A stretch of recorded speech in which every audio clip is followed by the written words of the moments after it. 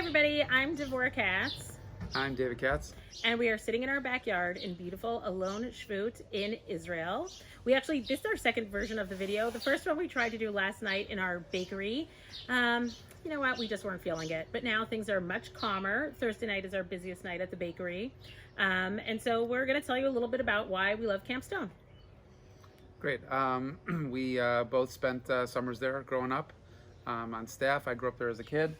And camp was this place where we, as early 20s, Yes. on staff, we learned a lot of things, and we really solidified our values and what we wanted to be, who we wanted to be, what we wanted to do in our lives, and it's kind of where a lot of things started. Right. So actually, I started in Toronto. Dave, you grew up in Cleveland, the home of people who love Camp Stone the most much. We met in Camp Stone. Our kids, Yael, Yoni, Eitan, and Hanan, all went to Camp Stone. Dove is still a little bit young, but someday soon we hope we'll be in Camp Stone. For those of you who were like counselors to our kids or know our kids, either you're welcome, we've raised fabulous ones, or sorry, it's a learning experience, don't worry, it's going to be great. And thank you. And thank you. And thank you. We wanted to touch on a little bit of what Camp Stone's No Say is this summer. And part of that talks about resilience. And so for us, certainly owning and running a bakery in the Gush during Corona, the concept of resilience kept repeating itself. And you kept talking about how Camp Stone builds realities. Right. In Camp Stone, camp always gave us the opportunity to say, well, what do you want to do? Let's make it happen with your close friends, with Right. the staff, and with the resources that you have. The most exciting thing in camp was like, wow, there are 50 kids and a huge midrash of grass. That's like we could build the world on here, and that was a great part of growing up. Right. So we don't want to make ourselves sound old, but 1 million years ago when we went to Camp Stone, there was really this feeling of you can do anything.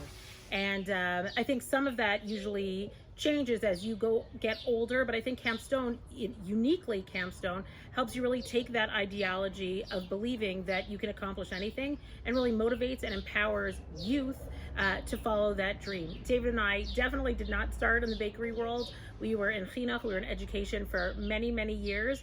And just the past 5 years that we opened a first bakery and then a second bakery and a factory and a restaurant. So it's really only in the past 5 years, and in the past 3 months, 4 months, I don't even know, it feels like so much. Since COVID-19, our world has been upended, and it's really been a story about resilience, about how you sort of get through the next day. So I'd say also, I'm not sure, I think a big part of resilience is like being strong, but I think the step before being strong is like having clarity and knowing like what you want to go to. Like it's easy to be not easy to be resilient, but you can be resilient when you have a clear picture of what you're doing. Right. I don't think that we ever have clear pictures of what we're doing. Well, yes, we don't know where we're going. We don't know what the heck we're doing, but that's part of the excitement. Yes, but we do know that like, wow, this feels right. Wow, we have a great staff. We have wonderful customers. We know what it feels like when we're getting it right. Yeah, I think for our whole lives, one of the things that we've loved doing, we always say that we collect people. And one of the things that we've done is we've collected people from our time in Camp Stone. We've collected people, and it's the same thing with building a staff.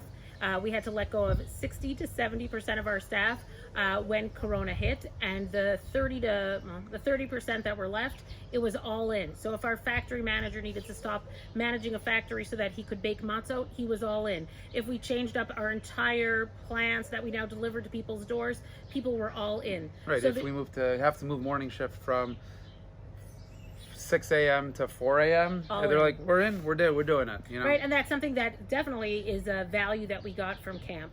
Another value that I think we internalized from camp and maybe didn't really understand is that you really, and certainly in the time of Corona, you just want to be as authentic as possible.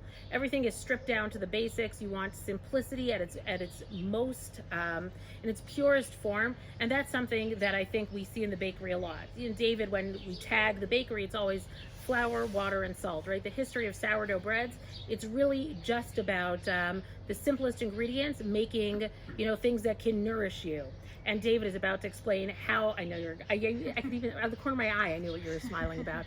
David's going to explain Pat B'Melech. Why did we even decide on the name? Right, so this is actually the namesake of the bakery, Pat B'Melech. The term Pat B'Melech comes from the Mishnah on Pirkei Avot, where the Mishnah describes Kachi Darka Shel Torah. This is the pathway towards greatness, spirituality, and Torah. Pat Melech Tochel. One should start this path with Pat Melech, a simple loaf of bread.